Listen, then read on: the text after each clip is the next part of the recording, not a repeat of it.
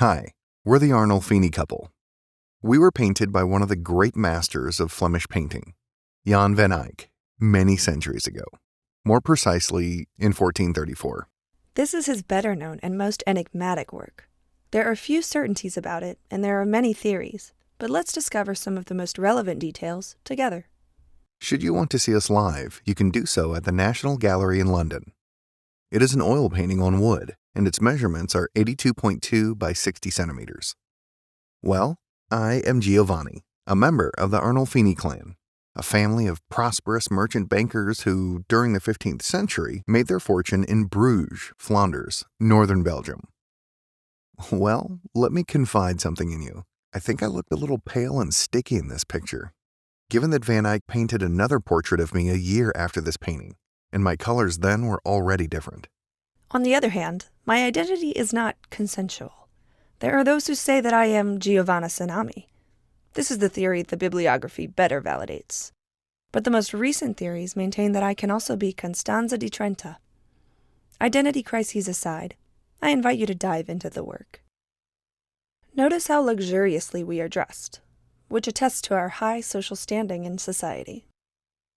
Giovanni's left hand is holding mine, while his right hand seems to be making a greeting gesture, as if you were also entering this space and being greeted by him, who is the host. The fact that we are holding hands can also signify the mutual commitment of this union and the centrality of Christian marriage. At our feet, a carefully painted dog is represented. Note the detail in the representation of his fur and the glint in his eyes.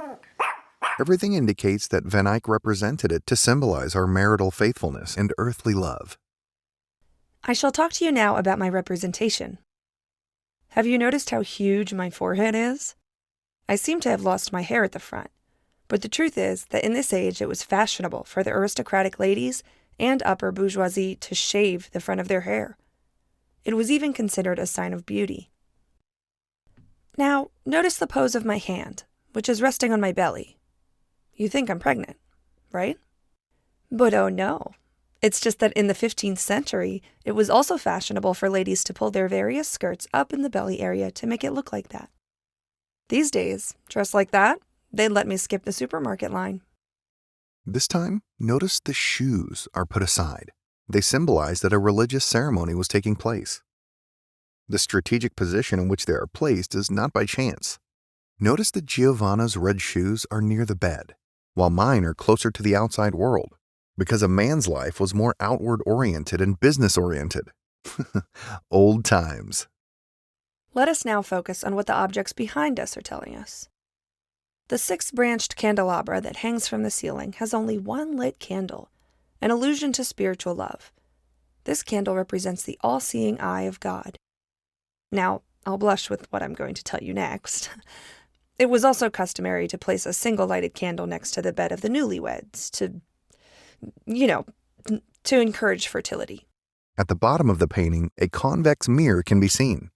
This is perhaps the most curious element in this painting, and the great element that, once again, confirms the painter's amazing technical skill. Now look, while the mirror is closer, we can see our backs, and on the wall opposite the mirror, we can see 2 people entering the room. One of them is supposed to be the artist himself, as the following inscription in Latin can be read above the mirror. Jan de Eyck fuit hic, 1434. Jan de Eyck was here, 1434. Also note that the mirror is surrounded by medallions depicting the Passion of Christ. On the wall, to the left of the mirror, a pearl rosary is hanging.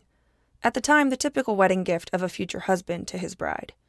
This object also suggests the bride's purity and her duty to remain devoted and faithful. Nothing in this painting seems to have been left to chance. On the windowsill, we see an orange, a luxury symbol. It was a rare product from Northern Europe, since it came from faraway places. This painting demonstrates perfectly how Jan van Eyck mastered oil painting. Above all, in his attention to detail and textures. It also turns out to be an important pictorial documentation of the 15th century social, religious, and philosophical context.